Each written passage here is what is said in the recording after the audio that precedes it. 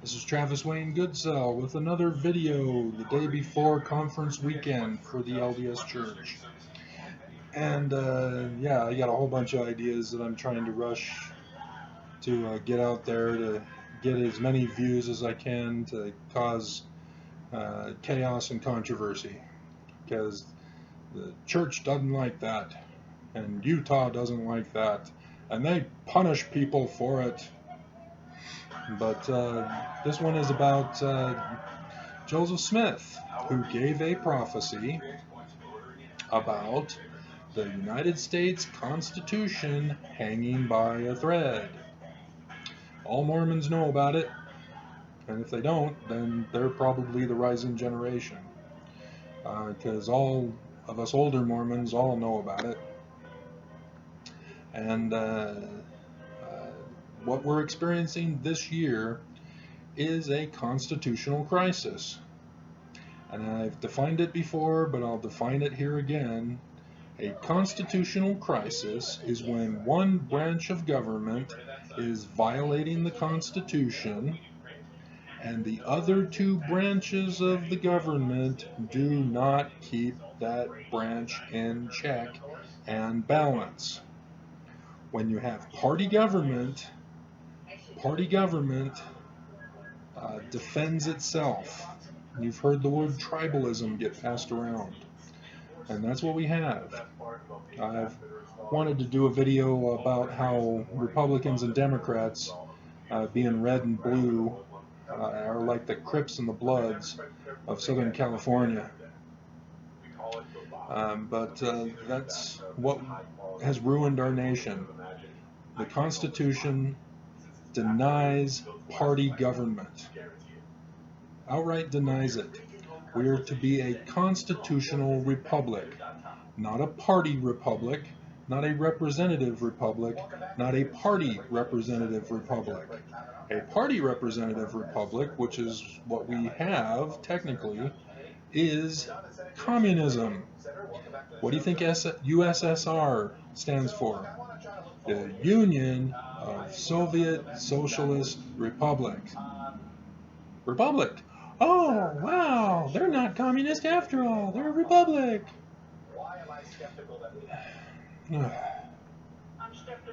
I keep trying to get through to people, but people get stuck with the false definitions. You hear time and time again from both Democrats and Republicans, we are a democracy. Democracy is in danger. And both sides are saying democracy. We're not a democracy. A democracy is majority rules. Republicans rule. They are the majority. It's a democracy for the Republicans right now, and so we need to be complaining that we're not supposed to be a democracy but a constitutional republic. A constitutional republic has never been utilized in our nation. When George Washington, after his second term in office, and he left office, Thomas Jefferson destroyed our nation by establishing the first political party. I think it was the Democrat Republicans, and that's what we now have today, is a splitting of his party, at least in the form of the names of the parties that conflict against each other. We have become a dichotomy nation, a bipartisan nation, as they call it in government, and that's horrible, because if you don't agree with everything of the Democrats or you don't agree with everything of the Republicans, you have no other option. You have to choose between two parties that you don't agree with. And Joseph Smith knew about this. He even said, there will be two parties, and that will destroy our nation. And so when Joseph Smith is saying the Constitution will hang by a thread, it's easy to see. We have rival gangs in the form of political parties competing against each other. With Kavanaugh, you hear it from the Republican Party. We won. This is a win for the Republicans. It's a job interview for the Supreme Court. There's nobody who wins other than Kavanaugh if he gets chosen. And it's not really a win, it's just he was chosen by Trump, and Senate agreed that he should be the Supreme Court justice. You don't go into a business interview for a job and promote yourself to win. It's not about winning. The business doesn't win by choosing you over somebody else who's equally or better qualified. It's absurd. And if you were to go into a job interview and say, this is a complete sham, I am disgusted by the atrocities of this interview, the Clintons are involved in this, I am being set up, you're not going to get the job, are you? And yet here we have Kavanaugh doing it. The bar is now examining him and considering options. It's just unbelievable. This is all a joke. This is a farce. They're just putting on a show for us, and our lives are in jeopardy as they play party games. Jeff Flake, a Mormon. I was shocked. I didn't realize he was a Mormon until he said so on an interview the other day. He is the cause of prolonging this torture, which is just going to put Kavanaugh in. Why? Because Republicans rule. That's the majority. The Republicans are getting everything they want, and they're complaining the whole way.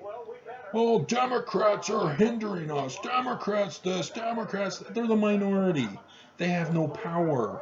They can't do anything. They're helpless. Republicans rule in Congress, in the executive, and by tomorrow it appears in the Supreme Court. Republicans. All our rights are going to be gone with the Supreme Court decision tomorrow. And people say, oh, well, he's done great work. He's been a pillar of the community and society, and he's done excellent. Have you even paid attention to his decisions as a judge?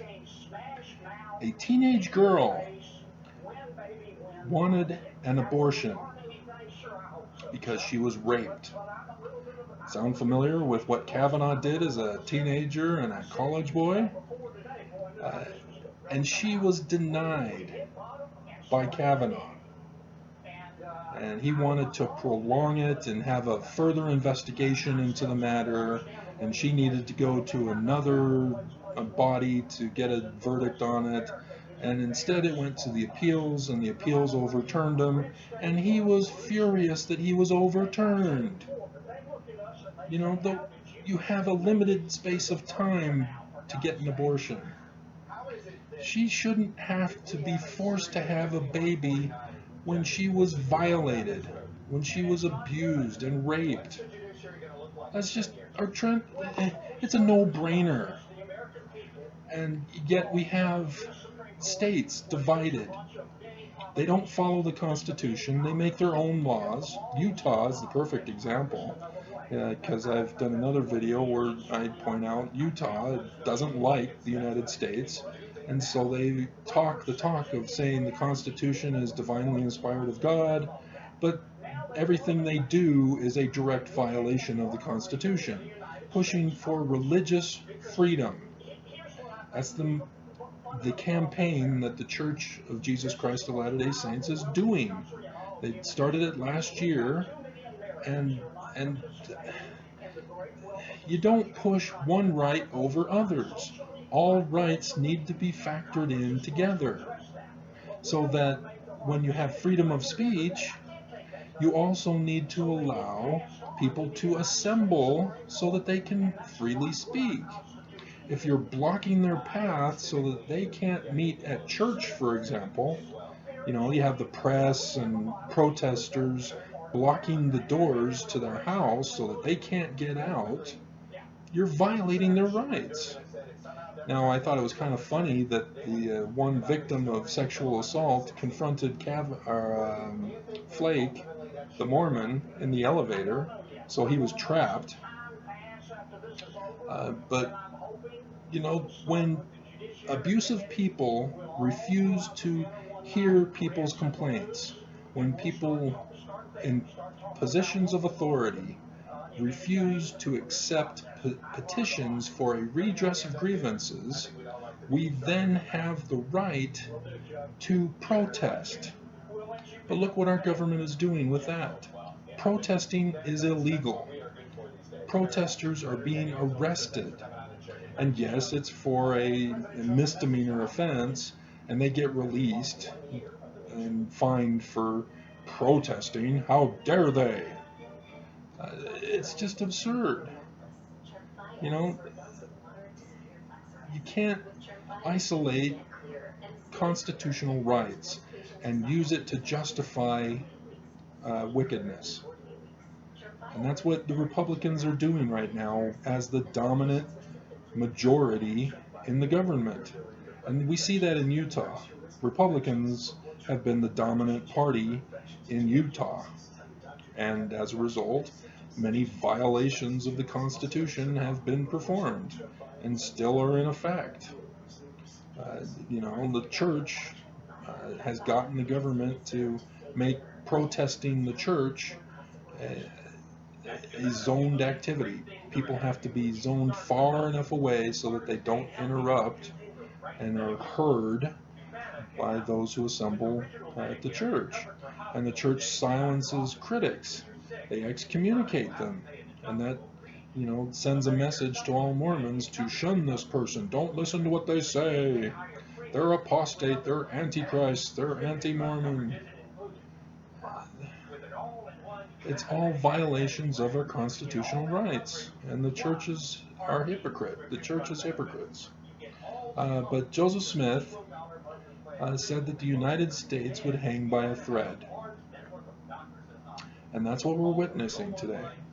A constitutional crisis is when one branch violates the Constitution and the other branches do not keep them in check and balance. And that's what we're seeing. Trump is a bully. I just saw Nicole Wallace's MSNBC Deadline White House show, and Al Sharpton called Trump a bully. And he is. That's what he does. He gets in his rallies and he just lashes out, bullying people, threatening people, humiliating people, degrading people, calling people names, and people cheer for him. And that's horrible. You know, that's not a right. You don't have a right to take away others' rights. If you're going to make an accusation against somebody, that means they need to be heard in a court of law, in a trial. But people are being denied a trial. And so what do we do when we're denied a trial, when we're denied petitioning for a redress of grievances, when we have an accusation against somebody? You know, then we have to protest, because that's all we have left. And now that is a crime to protest. Just see how they're shutting us down, denying us our constitutional rights. And, you know, this is what Joseph Smith was talking about. And I'm concerned that it's not hanging by a thread, that Joseph Smith was actually wrong, that we have no constitution anymore. And the saddest part is that Joseph Smith also added that the elders of Israel, or an elder of Israel, it's unclear as to which he was referring to, because several people report it differently, are going to restore the Constitution. If you remember in the Book of Mormon, Mosiah, King Mosiah, he decides that it's time to pass on the kingdom to his children, but they refuse. They don't want to be king, and so he gives a talk about how he doesn't want to have a succession of kings anymore because of the problems of having wicked kings. And he then says, we're going to have a system of judges, and judges will govern the people according to my law, the law of Mosiah.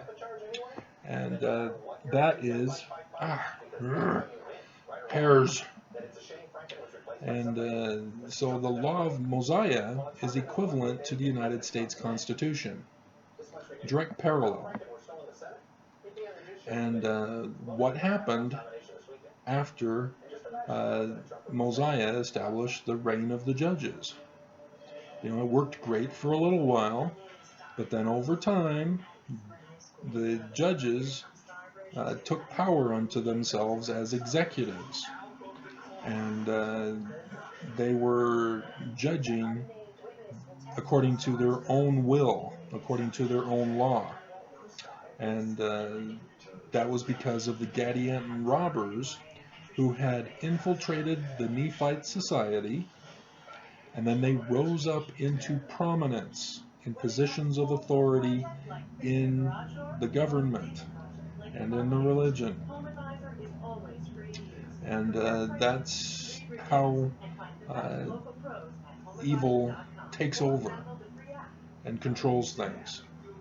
And once the Gadianton robbers were in power of government, they destroyed the law of Mosiah. They completely changed the law, made a whole new constitution, a whole new system of rules and laws. And it was designed to protect wickedness and protect the power of the judges so that they could remain in power and continue to do whatever they wanted and judge according to whatever they wanted. And that's how the society was destroyed. And they even had the chief judge assassination. Sound familiar with the Kennedy assassination? And even Lincoln and his assassination. And so the Book of Mormon was written specifically to warn us in the United States about a coming time when the United States would be in jeopardy and overrun by secret societies who change the laws, who violate the people's rights according to the Constitution. And it even throws in signs in the heavens and destruction. And guess what we're going through? I've done video on all the signs of the Bible in the heavens for the last days. They've all happened. And I go through on my stellarium each of the signs in the heavens that have occurred, and when they occurred, and the symbolic interpretive significance for each one of them. And that's what Samuel the Lamanite did. He came to the capital of the Nephites, just like I'm here in the capital of Utah, where Mormons are, and he said there's going to be signs in the heavens. And I've also been telling Mormons and others, there are signs in the heavens coming. This is it. This is the signs of the last days. And just like Samuel the Lamanite was hated, and they tried to kill him, chase him off the wall at least, and he went back to his own people. The Mormons have done the same thing. They've shunned me from their society, and the signs have now all happened, just as I said they were. And, if you don't like what I say, it doesn't matter, because it happened. It was prophesied in the Bible. It happened. And that means that those who are in authority in religion and in government are the ones prophesied in the Bible. So when Jesus is talking about the sun darkening, he's referring to government collapse. When he talks about the moon darkening and turning to blood, he's talking about religious collapse. And that's understood in John the Revelator's work. He gives the dates for us to look for. The sign of the woman in chapter 12, the sign of the dragon, the sign of the tail of the dragon. Those are dates. You know, this movement of the heavens are a dating system because of the way the earth revolves. You know, just like we determine the hours of the day by sunrise and sunset. It's by the movement of the sun. And so the movements of the stars are dates. And so we're witnessing fulfillment of prophecy. Not just Joseph Smith, but the Bible prophecy, the ancients who prophesied of all this. And Mormons are in denial. You know, I read the Deseret News comments. Nobody catches on. Nobody's making the connection. I talked with a patriarch who gives patriarchal blessings, talking about their future. And he admitted to me that, oh, we've had signs in my day and it never happened, and so these signs will just come and go and nothing will happen. He had lost hope, and that was prophesied. People will, you know, lose heart. And that's what we're witnessing. We're witnessing the fulfillment of the last days. And guess what? Destruction. Because Jesus says that it's going to be like the times of Noah. What happened with Noah? Noah was like the last days of the time from Adam to Noah. Adam is the beginning, Noah is the end. And that's the cycle starting all over again. And people say that the Old Testament God is a horrible, dreadful God who is evil and destroys mankind. But did they even read the Noah account of the flood? You know, did God bring the flood? No. God did not bring the flood. Because God was trying to warn the people, but only Noah listened. The people were so wicked that only Noah was able to hear the word of the Lord. And so Noah then went to the people, warning them, there will be a flood. You need to build boats so you can survive. They didn't listen. Noah had to stop trying to convince them because he needed to build his boat. And he built his boat. He was obedient. He didn't just have faith only. Mormons have now adopted the faith only as reality. And that's not the way it is. That's not how scriptures are talking about faith. You don't just have faith alone, you know, because Mormons know. It's their famous seminary scripture mastery. Faith without works is dead. You know, Noah had faith, but he also produced a boat, works.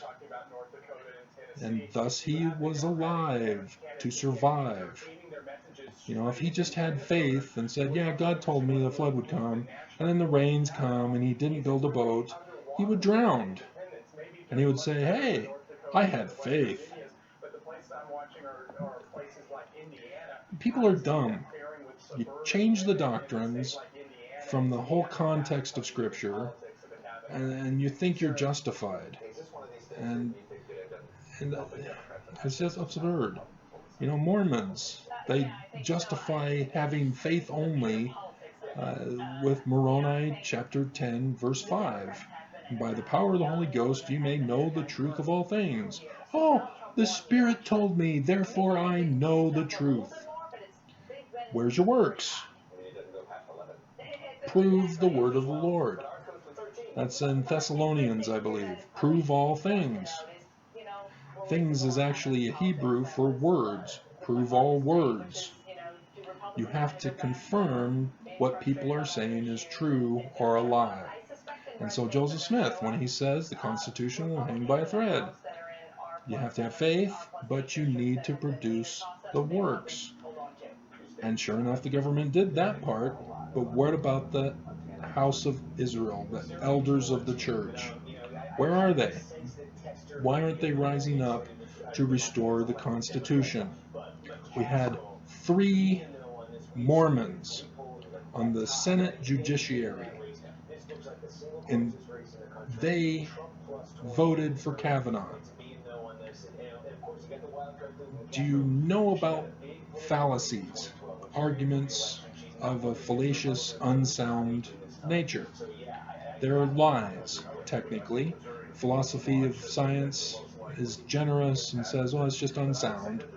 You have to come up with something sound before we'll listen to you. But it's a lie to use a fallacy. Study the list of fallacies. Study what they are, how they're used, and then go back to a video on Kavanaugh's opening statement alone. And you will be able to check off fallacy after fallacy after fallacy after fallacy. Everybody is debating, I'm not sure if he's lying. You know, I don't know if I should believe Dr. Ford or Kavanaugh. And it's just absurd. All you have to do is know what a fallacy is. Kavanaugh is a judge. He was educated, trained, and experienced as a judge. As a judge, the lawyers, excuse me, they object, Your Honor, to the other lawyer's interrogation of the witness. And the judge has to say, okay, I sustain or deny your objection. Those are claims by the lawyer of fallacy. And so Kavanaugh, he knows all this, and yet he still committed fallacy after fallacy after fallacy in his opening statement alone. And then his joke, which Saturday Night Live did a masterful performance of, it's just unbelievable.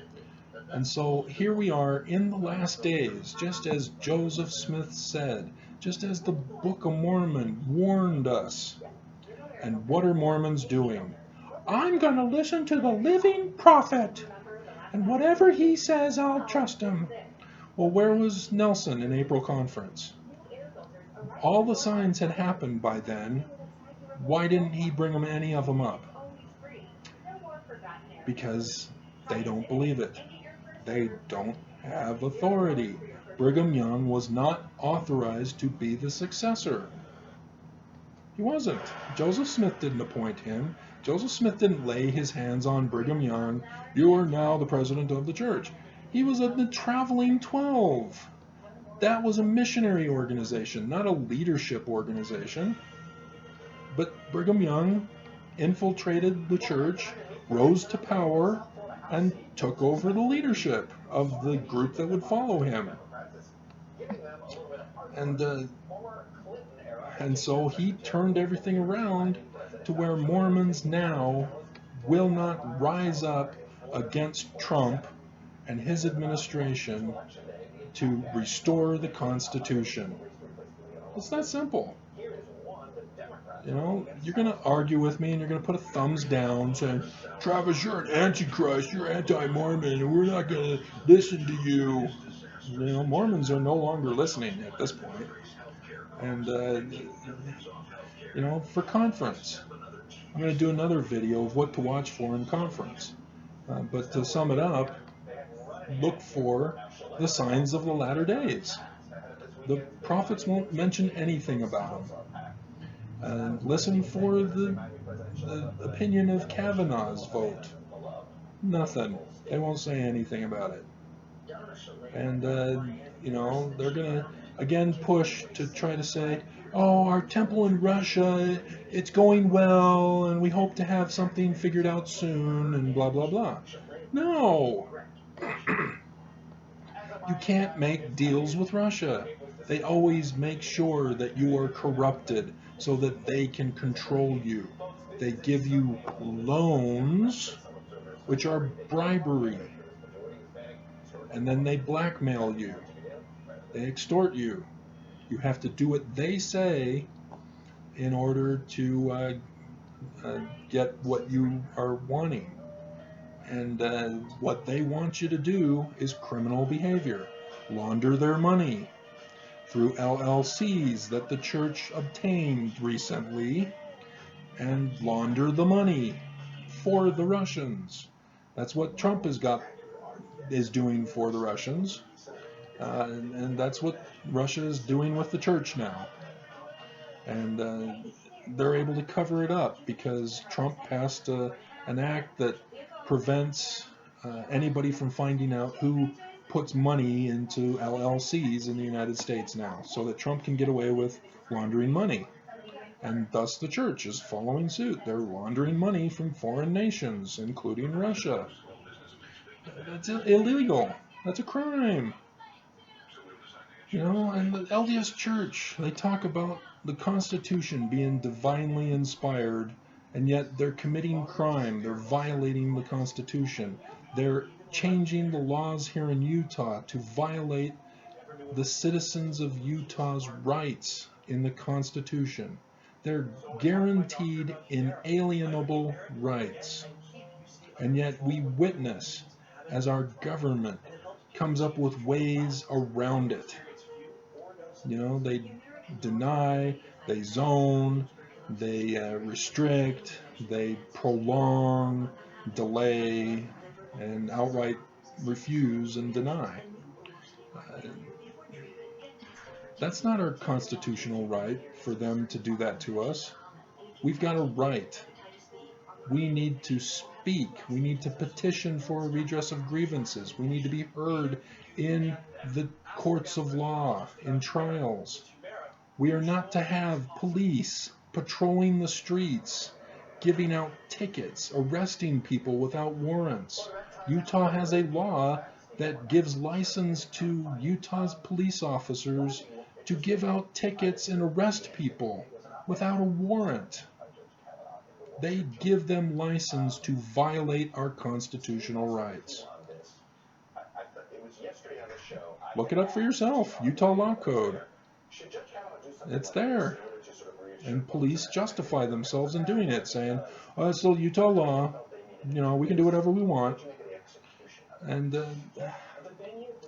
they can't do that because the supreme law of the land is the United States Constitution. It says so in the Constitution itself.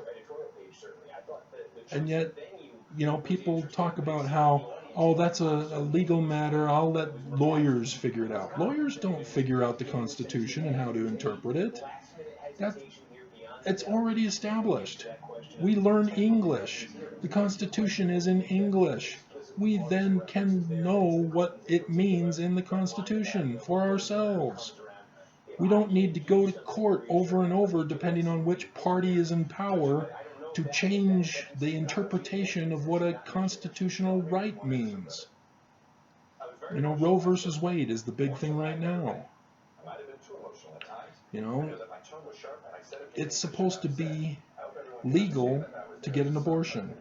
But what does Utah do? Utah doesn't allow abortions. It's illegal in Utah. That's a violation of Roe versus Wade. And Elizabeth Smart, Wanda Barzee got out last month. Elizabeth Smart was raped. She had to go to Wyoming to get an abortion, even though she was victimized. But Utah has their law, and they won't allow anybody and any exceptions to their law. Roe versus Wade guaranteed Elizabeth Smart the right to have an abortion. She was a victim of rape. And Brian David Mitchell was using his religion his religious rights to justify raping her. She was a minor, 15-year-old girl. You know, nope, that's my religion. I'm justified in doing it because the Constitution guarantees my religious freedom. You can't isolate constitutional rights. That's what the church is doing. With the gay baker, they're enforcing religious rights over other rights. If you're a business, you have to sell to everybody equally. Now, if somebody is accused of a crime, then you have to take them to court. You need to call the cops. But if there is no crime committed, you have to equally allow them to purchase your products. You can't say, no, I'm a Christian, I go to church on Sunday, and so only my products will be sold to Christians and people I approve of. You can't do that. Can you imagine if grocery stores did it? We already had reports of doctors refusing to treat sick babies because the baby was adopted by a gay couple. The doctor refused. I am religious and I'm using my religious rights to deny this baby treatment for their sickness. That's where it's going. That's what's going to happen. When Kavanaugh gets in, all our rights are gone, officially gone, in every state of the Union, not just in certain key states like Utah. And that's where we are right now. We have no constitutional rights anymore. Protesting is illegal. We cannot redress grievances. It's illegal. I was arrested for trying to petition to redress grievances of my kidnapped kids. My kids were kidnapped, and I was blamed and arrested as a terrorist and called mentally ill, just like Abinadi. That's what happened to him. He said, hey guys, you guys are being bad. The king and the leader of the church, King Noah, because he was a leader of the church too, and you notice that pattern. Throughout history, Moses went up against Pharaoh. Pharaoh was the leader of the church. Jesus went up against Caiaphas. Caiaphas was the leader of the Jewish church.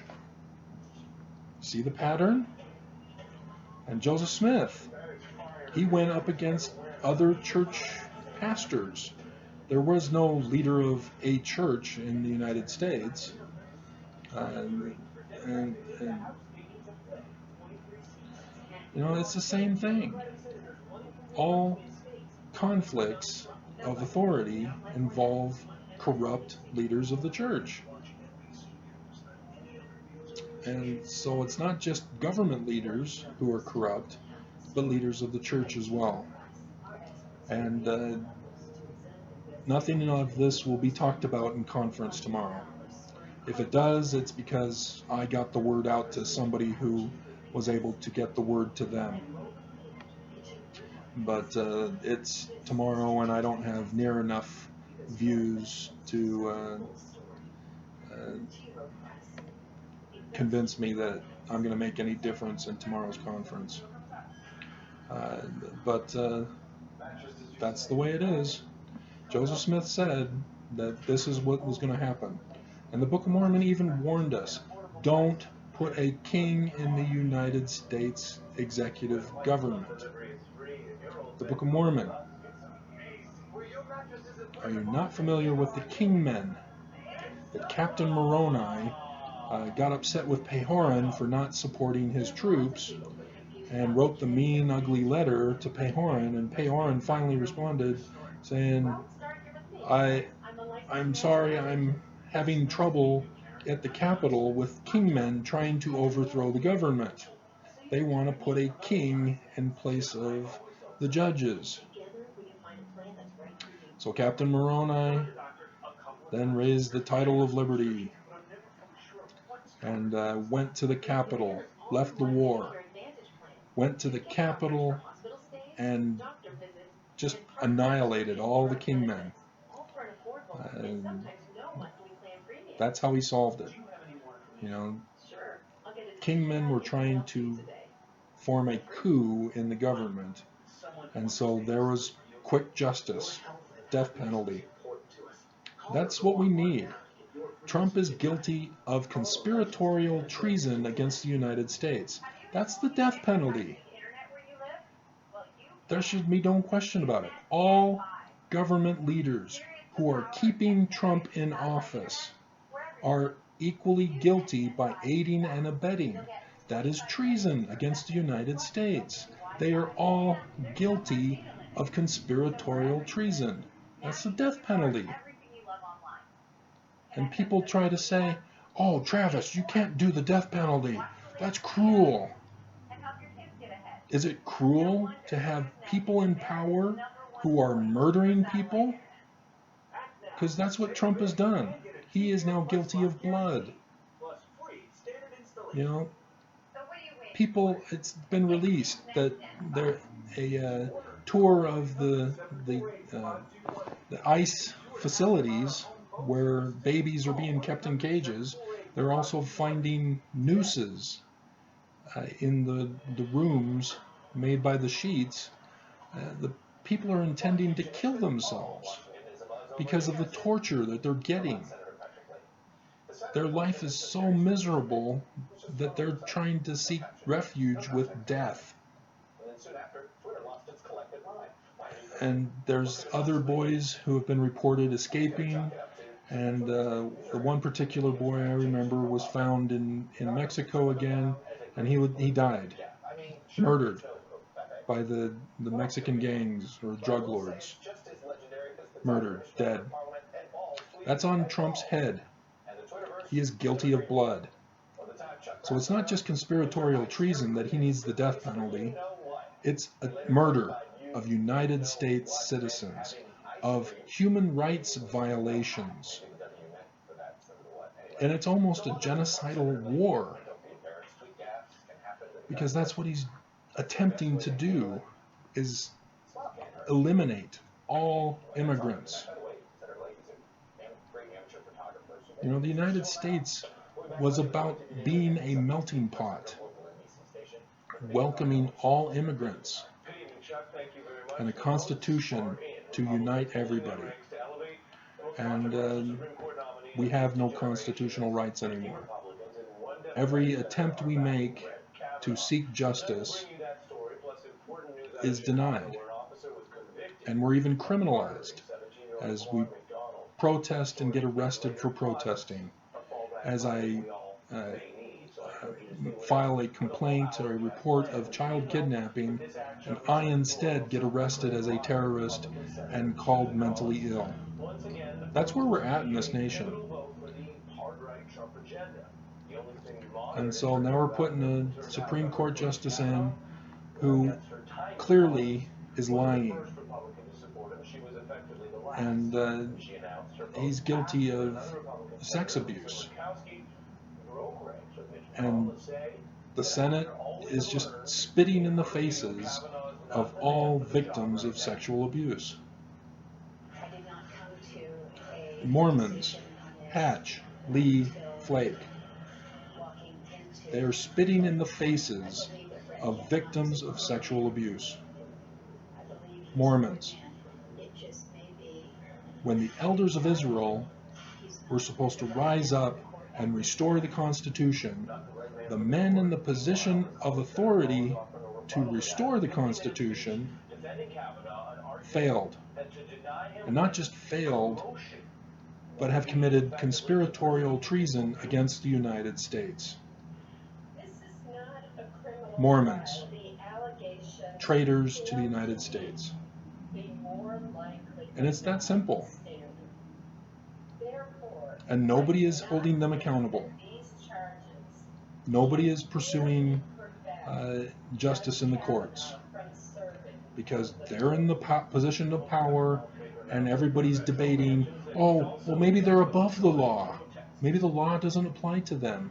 Maybe when they do something, it's automatically legal because of their position. That's what Utah government thinks. The people voted for me, so whatever I do is what the people wanted to have done. That's how they think. That's not a constitutional republic.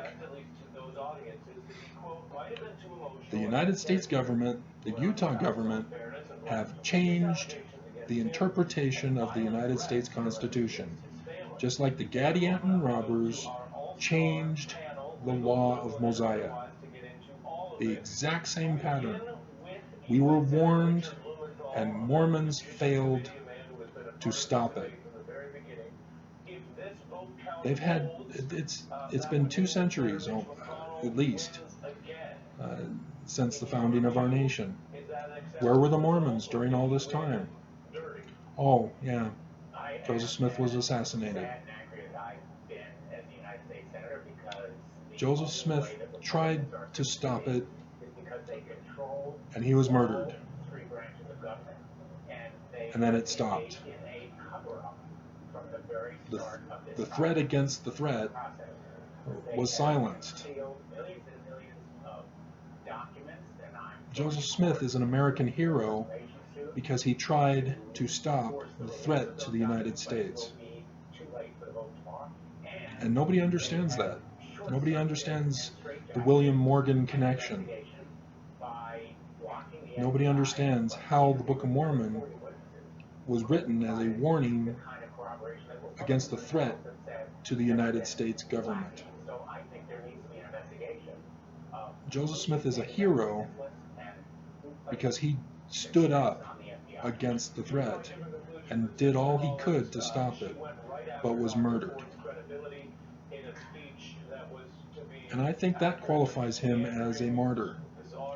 Even though he had a gun and defended himself in the jail, he is a hero to this country and therefore is justified in being considered a martyr. And that's where we are right now. And just like Mosiah said, it will take bloodshed to dethrone a wicked king. We can't get rid of Trump without bloodshed, because protests are clearly not working. People are being arrested when they protest. We have no choice. We're being left with no choice when we can't petition for a redress of grievances, when we can't protest because we are not allowed to petition for a redress of grievances. Do we just roll over and become slaves to the state? That's what they want, and that's why they tell us that we can't rise up and riot against them. We have seen in our history riots because the people were denied petitioning for a redress of grievances, they were denied protesting, and they were left with rioting. That's all they had left to fight back. And they were suppressed. The National Guard gets brought in, and they kill everybody and have everybody thrown in prison for rioting. They blame us for what they cause. And I'm not sure if anybody remembers the book Utopia by Thomas More. He talks about that. He talks about government and leaders who make laws that create the problem that the leaders then suppress the people for violating. They set it up that way. So when you make a law, for example, to pay a minimum wage, which is far less than a living wage, and what do people do? They can't petition for a redress of grievances, they're denied. They can't protest, they're denied. And so, thus you have crime. People need to steal bread. Les Miserables. They need to eat. They need to live. And that's being denied. And so, yeah, with the North Carolina storms that just occurred, you know, people were devastated, their homes destroyed, and thus they had no food. Food's all ruined. And so what did they do? They have to go to the stores to forage for food. And you have a news reporter standing outside videotaping people going into grocery stores, bodegas, and they're taking food. They're stealing food technically, but is it stealing when everything is destroyed and they need to survive? Where was FEMA?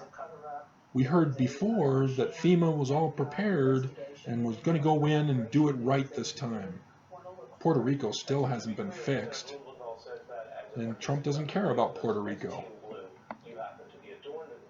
You know, Puerto Rico wants to become a state and be treated equally. And Trump says, nope, don't care about Puerto Rico. And I think people have forgotten that the tax bill removed Puerto Rico from becoming a state in the Union, or a territory of the United States, rather. And I don't think it was reversed. I didn't hear anything about a reversal. But it says right in the document that Puerto Rico was reclassified as a foreign state, not a territory of the United States. And, you know, that's where we're at. The Constitution is gone. We have no rights. We have no freedoms. We are slaves. And in conference tomorrow, nothing will be said about it. And if anything is said about it, we'll be told, oh, you need to be subject to the President of the United States because God appointed him and he must be obeyed. That's what they're going to say if they're going to say anything at all. You do not follow unrighteous leaders. If people are doing wrong and committing crimes against the people they are leading, they are not to be followed. They are to be removed from office. They are to be punished in the courts of law. And Trump will never leave office, because if he does, he'll be immediately arrested for numerous charges of crimes and treasons. So he knows he has to remain president for life, because once he leaves office, he'll be spending the rest of his life in prison, if not executed for his high crimes, which in our nation, we've now made it so that you end up spending the rest of your life before being executed, because Trump is old enough that it'll take too long and he'll end up dying in prison. You know, Saddam Hussein, yeah, that didn't take much time. A couple of years for a trial, which I don't understand that. But yeah, after the trial verdict, boom, executed. No further appeals or anything, boom, executed. The quickest judgment of a leader of a country in history. And that's where we are. We're never going to get rid of the corruption in our government without a war now. We have no choice. They've made a no choice but for the people to rise up and declare civil war, declare independence, because that's what the Declaration of Independence is a declaration of war against Britain. And Britain retaliated. And in 1812, even though Trump says Canada burned down the White House, it was actually the British. They stormed the United States, the 13 colonies, and burned the White House. And other buildings as well, but that was the 1812 war in the United States. At the same time that Britain was, it wasn't Britain, but it was the Napoleon War of 1812, going on at the same time. And so, yeah. Where were the Mormons? Where are they now? They're all waiting for the president of the church to tell them what to do. And the president is saying nothing. He is remaining silent. Did Nathan remain silent when King David raped Bathsheba, and then when he found out she was pregnant, had her husband murdered by sending him off to the front lines in the war? And David said, well, he wanted to go to war. He wanted to serve me. Nathan knew better. And King David lost his exaltation. Where are the prophets standing up to Trump? Where are the prophets demanding morality from our government leaders? It's been confirmed now that Trump covered up sex with a Playboy model and a porn star. And there are others. It's now come out that Trump has a baby with a maid or another woman, and who knows how many others. It's been revealed that Trump's tactic in business was to have sex with his competition's wives and then hold them ransom and have those businesses pay him money to have the whole affair silenced. That's the kind of man Trump is. A sexual predator, just like Kavanaugh, who got in the lines to have sex with a drugged woman. That's how evil things are right now. And that's what it talks about in the Book of Mormon in the final war. The Lamanites got so bloodthirsty, so horrible in their treatment of mankind. And I'm not going to go into the details. And it's hard to read. The Book of Mormon movie should be rated X because of what goes on. And that's where we're at now in our nation. That's how bad things are. And the only thing to solve it is an actual purging of our nation. And there's a movie about it, apparently. I haven't seen it yet, but the president allows a day or a night of purge, and everybody can do whatever they want, and so everybody riots and kills each other. But that's where we're going to end up. You know, women are upset. They have been violated, they have been abused, and they're trying to get someone to listen, to hear their petition of redress of grievances. And they're protesting because nobody will accept their petition. And they're arrested because of the protests.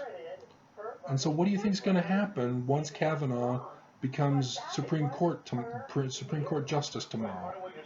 Next week, it wouldn't surprise me at all if lawsuits come before the Supreme Court to overturn Roe v. Wade. Do you think women are just going to roll over and be slaves and submissive and silent? After so much struggle, did the civil rights movement, did they get silenced? No, they finally came through, and we got amendments to the Constitution for equality, for voting rights, for women and blacks, and Supreme Court justice rulings for lack of segregation. Did you know the church segregates? If you haven't been listening to my other videos, the church segregates. The Genesis group is the black ward in the church. They have their own ward because they're not welcome in the white wards. They're segregated. 1978, all worthy members can now have the priesthood and have the temple rights and be sealed in the temple for time and all eternity, but they still don't have equality in the church. They have their own separate, segregated ward. And Spanish wards are the same way. There are Spanish wards. Deaf wards. If you have a disability of deafness, you're segregated. Singles are segregated. You know, you didn't get married at 26, so you're segregated from the family wards. You're a disgrace to humanity, or whatever Brigham Young said, and then his descendant, Steve Young, was picked on when he turned 26 and wasn't married. So, yeah, our government is over. It's going to be ruined. And the only way to restore it is to destroy it, to go to battle for our freedom, just like Captain Moroni, for our rights, our liberties, our wives, our children, our posterity.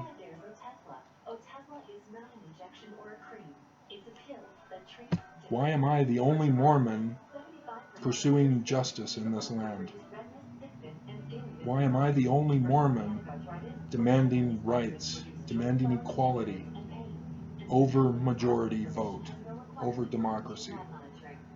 Equality is constitutional government. Majority is democracy, and it is unequal. By definition, it's majority, not equality. And so that's it. I've reached an hour, so.